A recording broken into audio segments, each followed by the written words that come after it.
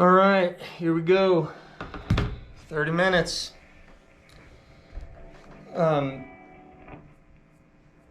of the reasons, or like the main reason that I gravitate towards the hard rock metal stuff is because it allows you such dynamic range, not only in terms of like the nature of the music you're playing, the emotion behind it, the intensity of it, the darkness, the brightness, all these different elements. But it allows you to use different instruments too, and I think most other genres just feel so much more limiting than the hard rock stuff does. And I just wanted to show you guys like one of the new tracks. It's probably the heaviest bridge I've ever written in any song. It's a brutal song with a brutal message, and there's a lot of screaming and sort of very dissonant elements that are going on, but it's something like this. It's like...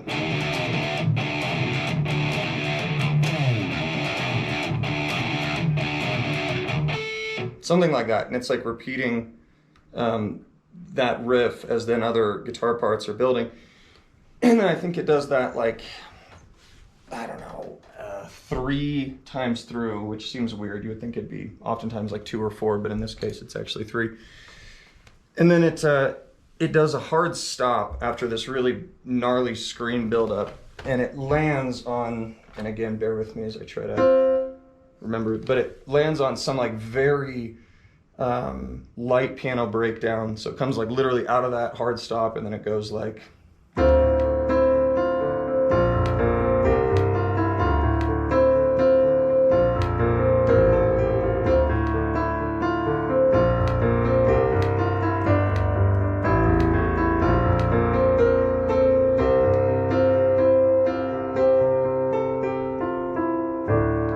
something like that.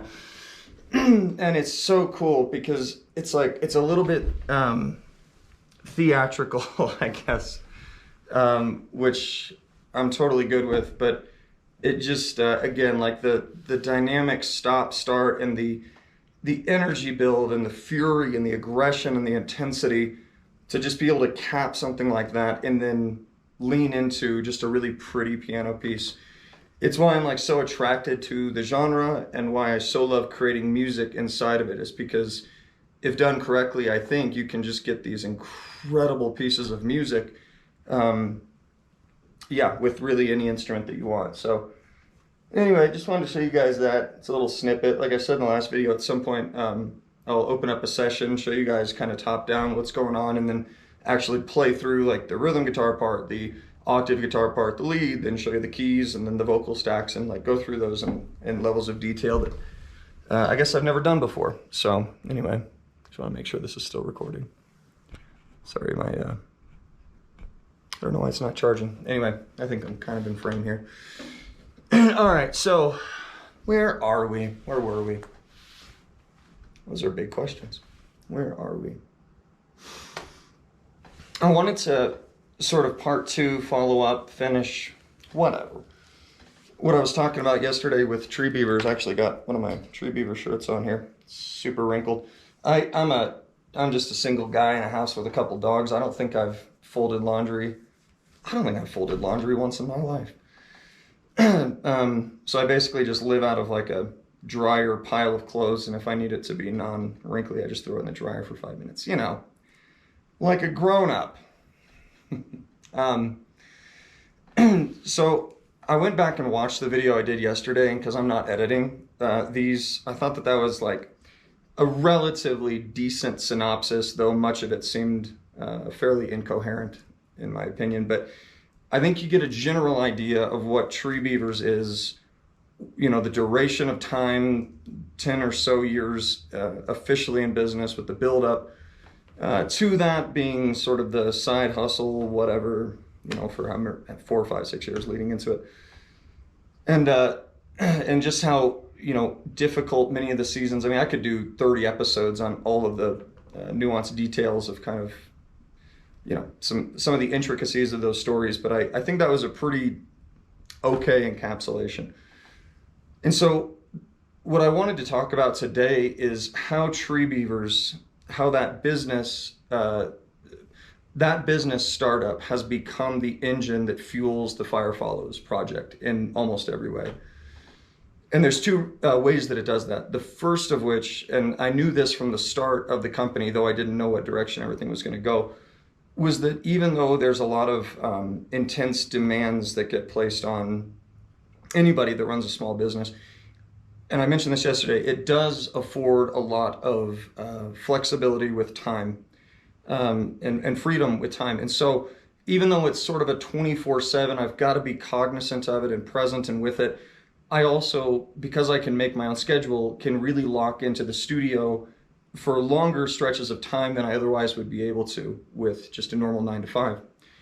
And so it was very important for me at the beginning to make sure that if I was going to build this thing, I was going to do it in a way that it allowed me to continue to grow with the music and have the time and the space I would need to, create these songs and continue to develop my skills on these instruments and get better at songwriting and better at compiling all this stuff. And so that's obviously a huge part of it. The other thing that and this is more in recent memory, has done is because we've actually started making money the last few years.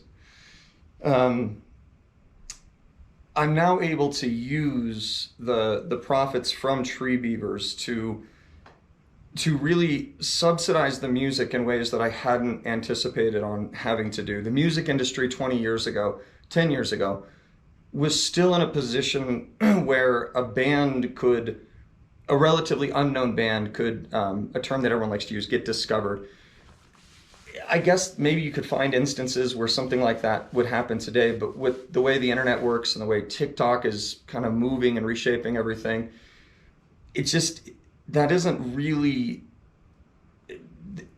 that phrasing is no longer applicable. And so what's happened now is bands and musicians have got to be more entrepreneurial, really than ever before, I think. I mean, again, everything is relative, but because I feel like I'm doing this backwards from a conventional music perspective, right? Like you would normally think young guys, girls, whatever, young people starting bands, starving musicians, trying to go out on the road, and then all of a sudden a label or an agency or somebody comes in and signs them to a deal and helps to fund a lot of what, the endeavors, whatever that band is going out and doing, and then also develop that band.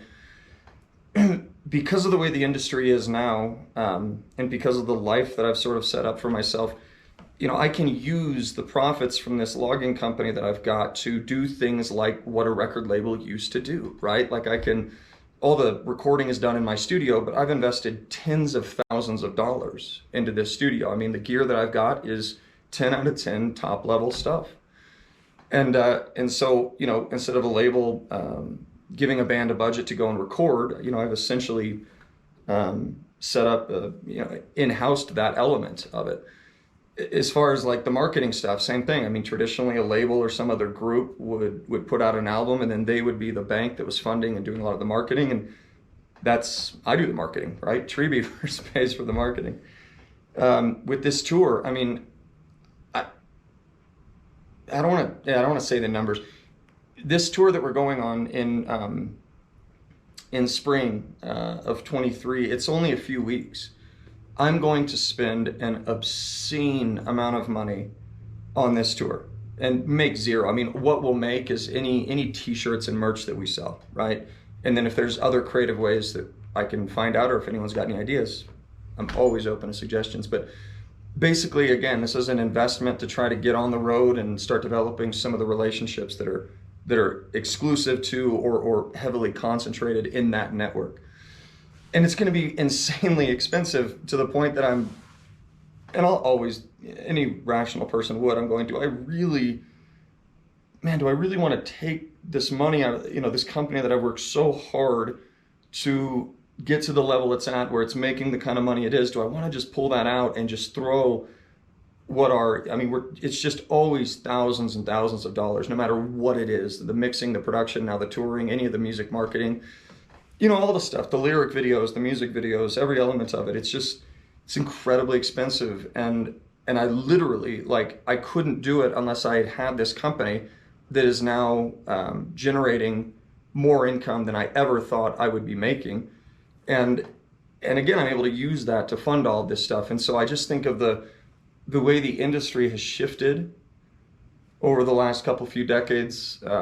And it's funny. I mean, it's such a weird story. It's like, start a company, has nothing to do with music, like logging, right? Grow that company, and then instead of being the young starving musician, it's like all of a sudden in your mid-30s, then you turn around and you use the money from the company to try to sort of kickstart at least this aspect of the music project. I don't know, maybe it's more normal than I think, but I don't think it is. I don't really know a whole lot of other people that have taken this really fucking bizarre route.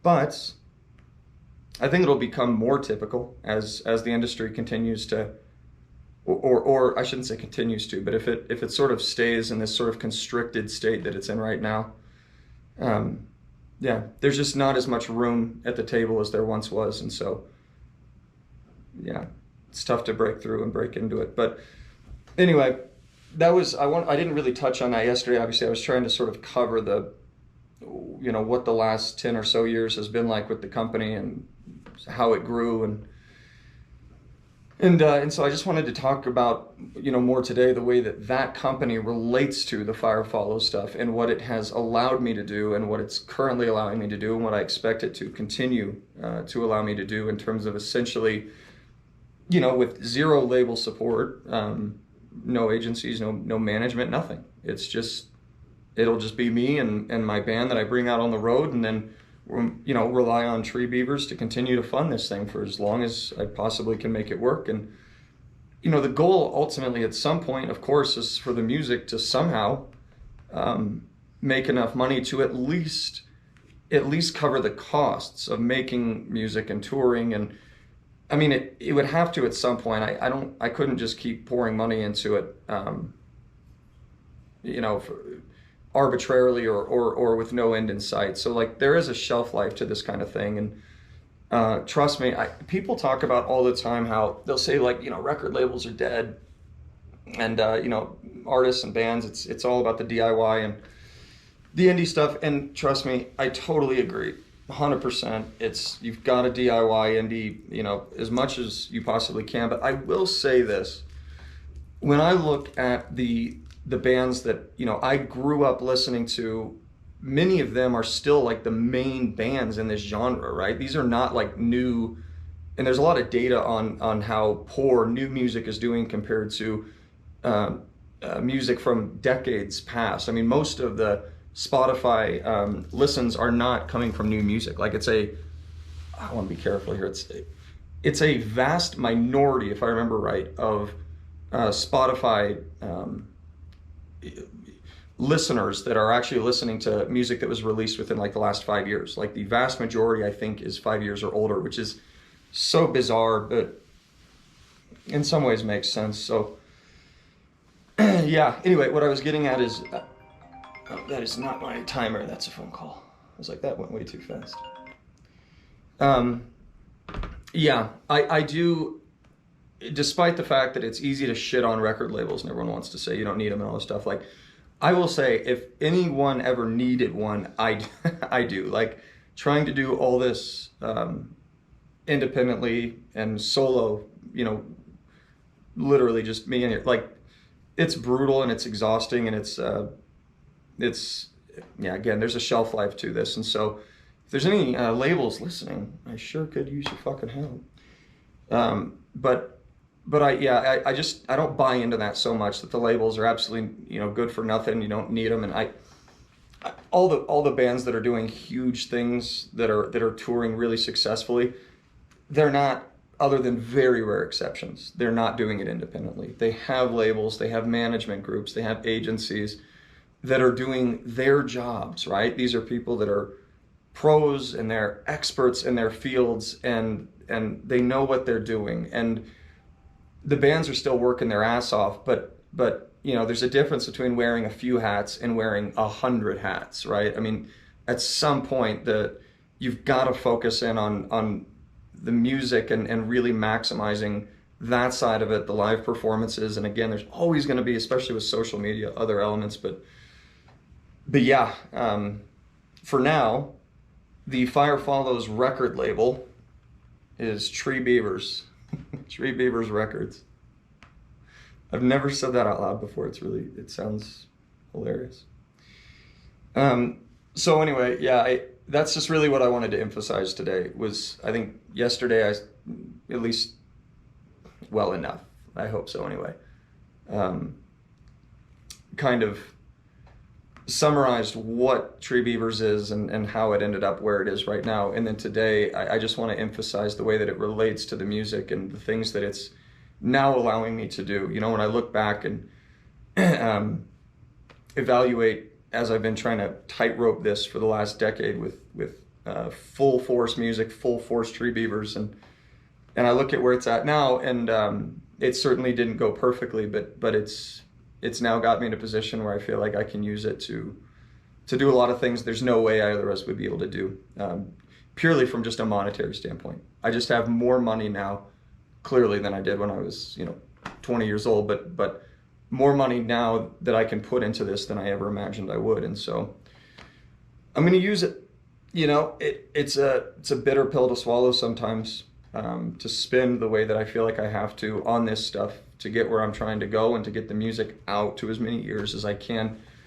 And so I just have to manage that kind of,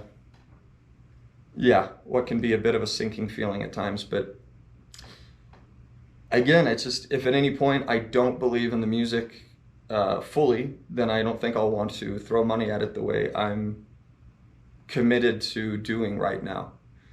And it just comes down to how strongly I feel about it and what I ultimately want to do with it and the reason I do it and all those types of things. So anyway, it's been a good thing. I'm not sure if anyone, if this would like cross over to anybody listening to this, but I think it's an interesting, for me anyway, it's a really interesting way to reframe almost everything in life. When I look at when I just look at the way the world has changed, obviously with and it shifts so quickly now, but with the internet and with social media, it's like you've got to be really good at a lot of different things if you're going to try to start rising up in whatever field or industry you're pursuing.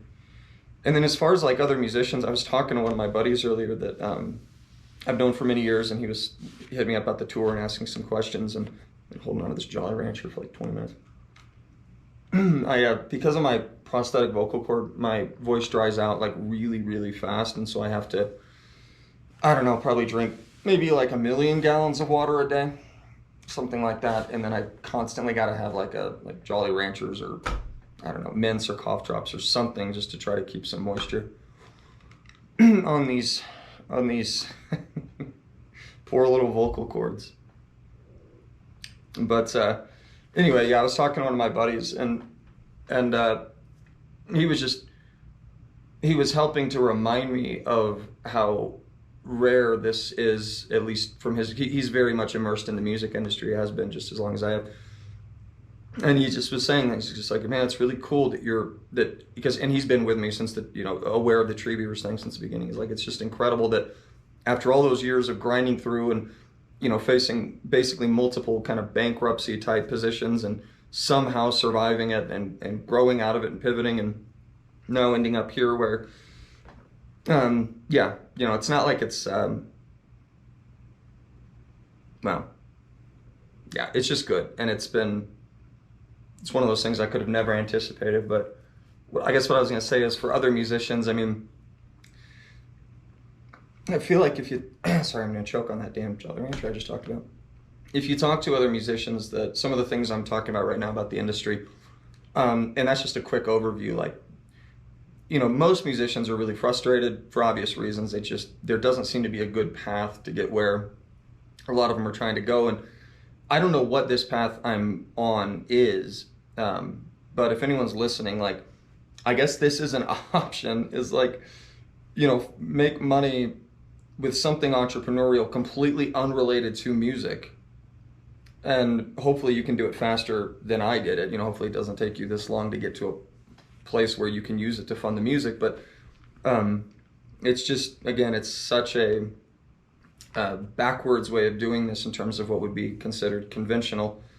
But I do think this is going to start to become more normalized. And like I said, maybe it already is, and I'm just oblivious to a lot of it. But it's been good.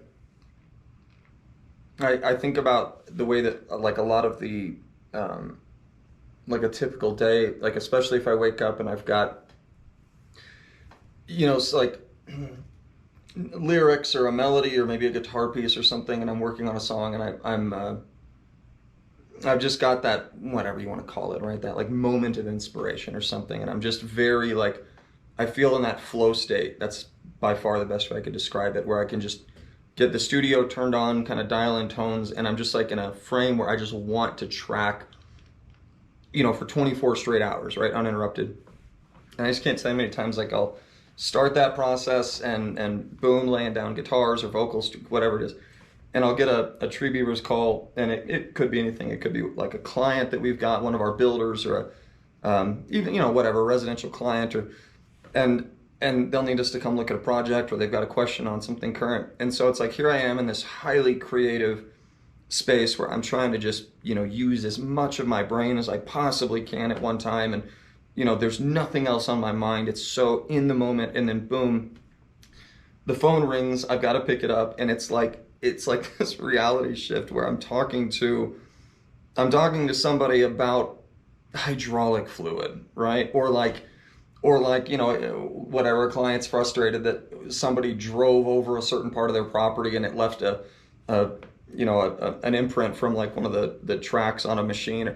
And it's just like having that conversation, and or whatever, a machine went down and I've got to call the warranty department at some vendor and prepare for war or some shit like that. And sort of like be in this frame of like, okay, in this studio recording, such right brain, but also obviously that the music I write is very, in a lot of ways, it's very structured, and you can be broken down in lots of little pieces that of course assemble together. And so it does feel like a whole brain exercise to me, but to get pulled out of that into business, shit I don't want to be doing in that moment, but I have to, because I got to keep that engine running. And then so I'll get off that call or whatever, and I would say most of the time it's pretty much impossible to get back into that kind of flow state. It's just, once it's interrupted and I've got a crisis, or even if it's not a crisis, but just something that requires somewhat or complete attention on the Tree Beavers thing, that's basically the ripcord. And it happens all the time.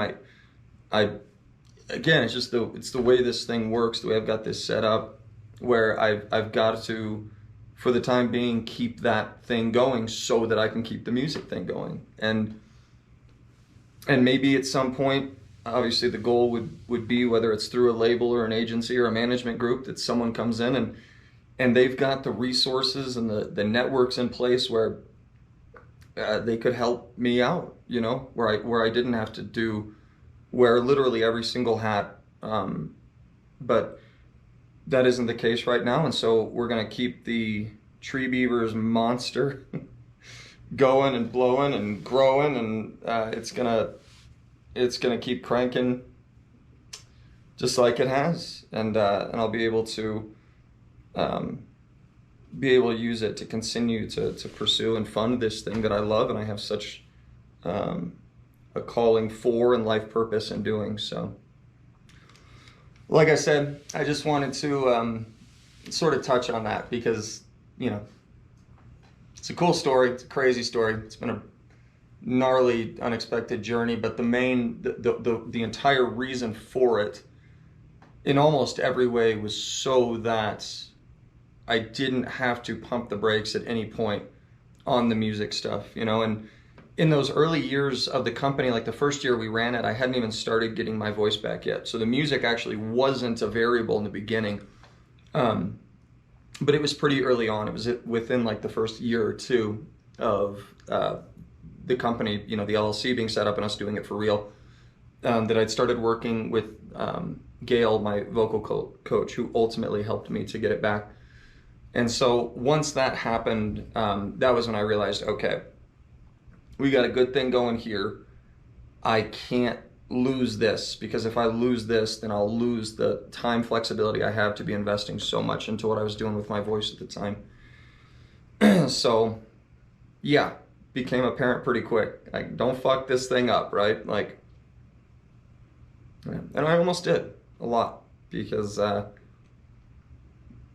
running a business will wear you down. But I don't want to, I feel like I'm harping on that too much. There's so much upside with it too. It's like everything else in life. There's trade-offs, cost-benefit analysis, and for me, as kind of obscure as this has been, it was kind of the only path I could take if I wanted to keep really trying to get this done. So I don't know. I think it's a cool story. Maybe you guys will think it's a cool story. I know I mentioned in the first video, you know, if you guys have questions about, obviously if it's about music stuff, like I can talk about that all day long, but if you've got questions about, you know, anything specific, of course, with Tree Beavers, or just in terms of like business startups and types of businesses, I mean, Tree Beavers has been great for me. It's been great for my guys, and it's been great for the community. And stuff sounds so cliche, but it's just true. Like, it was sort of a perfect storm. And but I wouldn't recommend it. Like, if you're you know, intelligent and creative and entrepreneurial and motivated and hardworking and diligent and all these attributes that you need to pull something epic off, right? Like, you've got to be dialed in to do big things. I would always, at this point, if I could go back, I would say if you can, try to find ways to be self-employed, right? Where you don't carry the debt of, like in these types of industries, right? With like logging or any of the companies that we work with, the dirt work guys, the concrete guys, the landscapers, any of that kind of stuff where you've got, and by the way, like we've got, we've got a decent amount of you know, excavators, skid steers, chippers, trucks, trailers, loaders. We've got a pretty ridiculous equipment inventory at this point, but it pales in comparison to a lot of the companies that we work with.